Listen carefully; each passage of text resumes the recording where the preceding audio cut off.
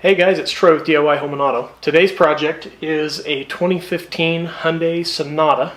I bought the cheapest slotted and drilled rotors I could find on Amazon. I didn't want to test the cheapest thing on Amazon on the front. If they perform really well, I might make the selection next time I do brakes on the front to upgrade to drilled and slotted rotors as well. So I wanted to test these out.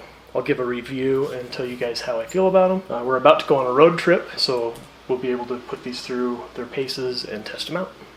So in order to do this brake job, brakes, rotors, etc. on a 2015 Hyundai Sonata, these are the tools you're going to need. A small hammer, just in case, never hurts to keep a hammer handy. A 21mm socket, get your wheels off. A pry bar screwdriver, a little light so you can see what you're doing. 14mm box end wrench or socket set would also work. A C-clamp to compress the caliper back to its wide open position. Brake clean, it's really important to have. Can never have too much of that in your shop. I use an impact driver to get the little screws out that hold the rotors in place. Sometimes those can be rusted in and tricky. And speaking of rust, aim penetrating lubricant. It's a rust inhibitor, and this stuff is absolutely amazing. I'll leave a link down below to that as well. Amazing stuff. Made in Utah too, by the way. That stuff's really cool. A little dab on those. You can see I put some on there to get those out initially because they were a little bit stuck. That stuff's amazing. Link down below for that. I'll leave link down below to all the tools that you need for this type of a job, so check the description down below. You also need a jack and small jack stands. If you're going to use jack stands from Harbor Freight, there was a recent recall on certain models, so be sure and just double check that. A quick Google search or YouTube search will show you what model numbers to avoid. You gotta have those safety first. Don't do dumb stuff. Don't be that guy. So I got the passenger side all torn apart. That pad is really close to spent, so it's a good thing I'm doing this. That pad has quite a bit of life left in it, but that one's pretty much shot. And this is grooved, which is why I'm doing the rotor replacement. Backside's nice and smooth. The outside is grooved. So it's a good thing we're doing this. Passenger side is done. Yeah, that looks good.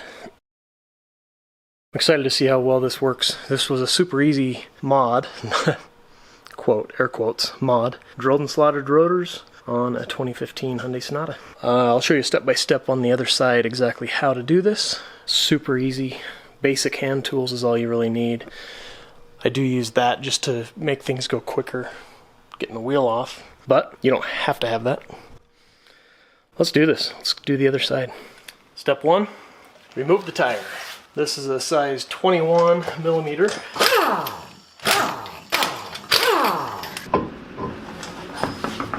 Then you need a 14mm socket or open end wrench to get the caliper off. Righty tighty, lefty loose, you have to think about that. Make sure you go the right direction or you end up tightening it more than it needs to be, and that's a problem. I just use a little hammer to tap on it. That just helps break it loose. You could do it with your muscles, I suppose, but why hurt yourself? Work smarter, not harder. Take those two out, and then the caliper will just lift up and off like that. You'll set that off to the side. Make sure it's supported. You don't want the weight hanging from the brake line itself. It causes too much stress on the brake line. You'll end up with a problem on the side of the road somewhere, and you don't want to be that guy. So if all you're doing is pads, at this point, all you have to do is get those pads out of there. Somebody's car is struggling out there. Power steering or something. Wow. That's rough. Ooh, wow, that pad has barely any life left on it. It's a good thing we're doing this. And that rotor is also grooved just like the other side was. Come on, get out of there. Get out of there. And the back side has more pad on it than the front side. It's very similar to the passenger side as well. To get the rotor off, you've got to get the caliper bracket off as well. It's a size 14 as well. Just use the same box end wrench to pull that off. There's 2 bolts holding that on as well.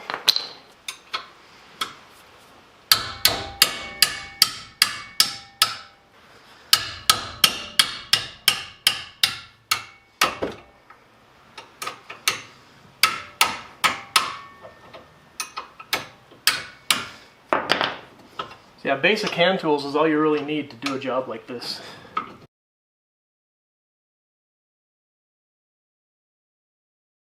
Sheesh.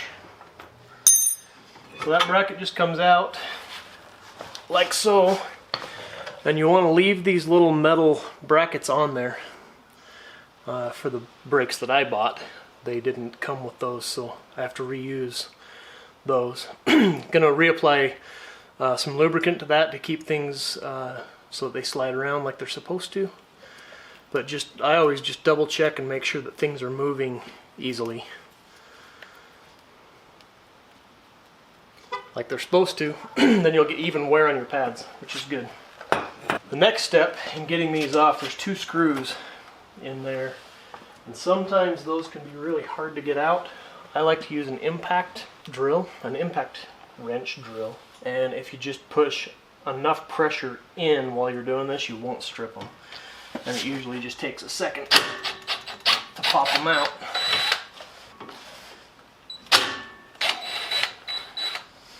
Like that. And then, that's still on there pretty good. And since we're replacing it, it's okay to use a hammer. If you're going to be using this rotor again, you would not want to do this. You wouldn't want to hit it with a hammer.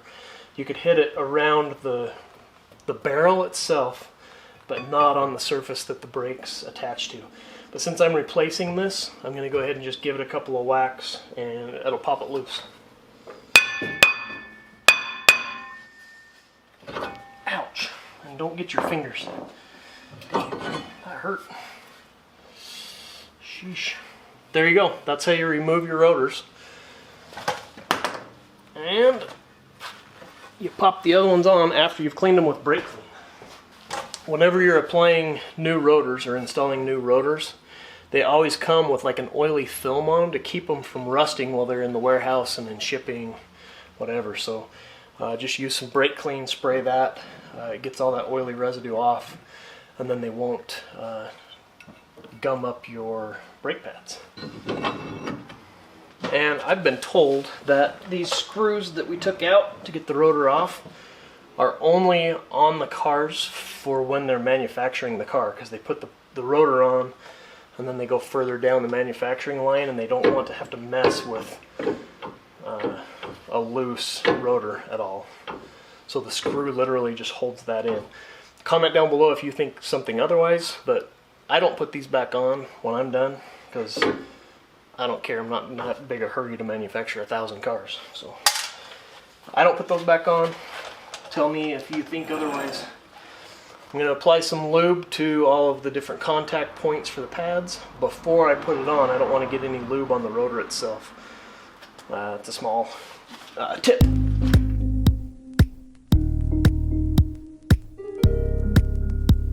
So now, if I can get that to focus, with the brake lube applied to the different contact points on that metal bracket, let's get this reinstalled. Exact reverse of what we did before.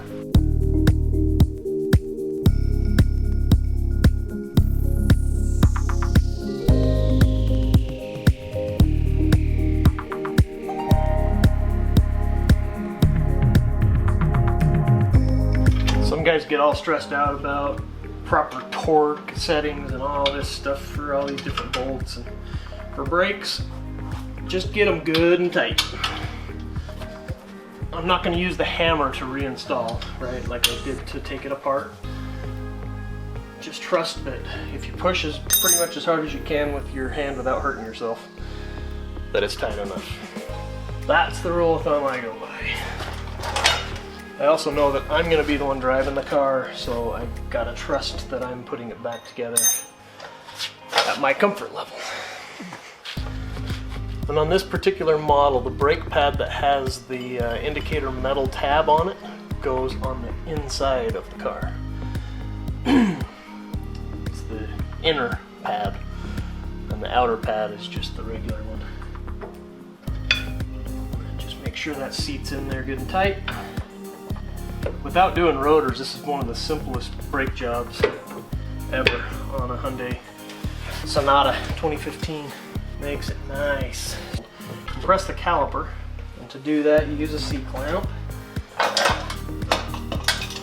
I use the old brake pad, one of the old brake pads, to do that. And the rear caliper actually compresses super easy. You don't have to apply a ton of pressure. If you're applying, it's compressing and I'm just turning it super easy like this. If it's going in harder than that, you have something wrong. Something's bound up. So don't keep cranking on it or you'll break something. That could be an indicator that you've popped the piston out far enough that the seal has popped. And so just pushing it back in is just going to break that seal. You'll end up having to replace your caliper is the easiest way to fix that. So don't do that. Don't be that guy. Let's see, that was all it took to compress that. That's done. Then you can just take your old pads and chuck them. But now that that's compressed, this is ready to just slip back on over the top of the pads, line up with the holes in the back, put your bolts back in, tire back on, and you are good to go.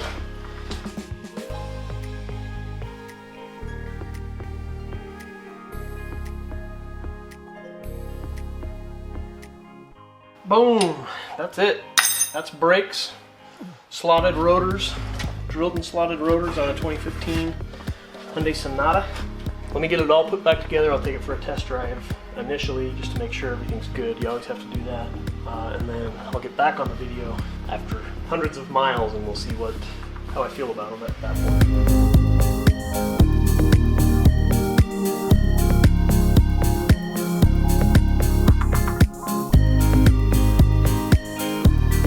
So the rotors that I got, there's the part number for that, and I'll put links down below. I got these from Amazon, and again, they were the cheapest drilled and slotted rotors that I could find on Amazon. I bought those and the pads as a kit. They were all from Prime Choice, Premium Performance. But that's where I got those from Amazon, link down below.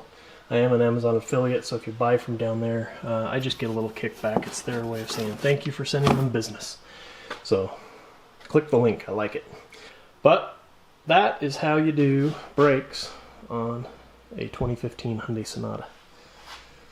Not a terribly hard job to do. It's kind of hard to see through the camera, but those look really good. Really good. I'm liking that look. I like it enough, I almost think I'm going to paint the calipers gloss black as well, just to match the paint on the rotor itself. That looks good. So it's been about a month since we put these brakes on. I've driven about 1,000 miles in that month, and my overall impression is I like them. I like the stopping ability. The emergency brake still works. The parking brake still works. My only complaint would be that it's a little bit louder. You actually hear the brake noise just a little bit more than you do without drilled and slotted rotors. That being said, when my wife drives the car, she doesn't even notice. I've asked her if she can hear anything different in the car. She claims that she can't hear anything at all. No difference whatsoever. So it might just be me being hypersensitive to the change. Overall, I like this well enough that next time I do brakes on this car, we're going to swap the front for drilled and slotted rotors as well. Still going with a ceramic pad. I give it a thumbs up, so I'll leave a link down below to the exact set that I used for this car. Again, this is Troy with DIY Home and Auto. Give me a thumbs up if you think I deserved it. Subscribe if you want to see more videos similar to this. I do have some really cool projects that I'm working on. I'm restoring a '79 Ford F-250 with my son. That's a really fun project. There's videos coming for that very shortly, so if you subscribe and ring the bell, you'll see those. But I also have a playlist down in the videos there as well, so hit that playlist and enjoy as we rebuild that '79 Ford. I believe in you guys. You guys are amazing. You can do hard things. You just have to kind of take a risk. Watching somebody else do it sometimes gives you the confidence to try. I believe in you. Do it. This is Troy with DIY Home and Auto, and I'll see you guys in the next video.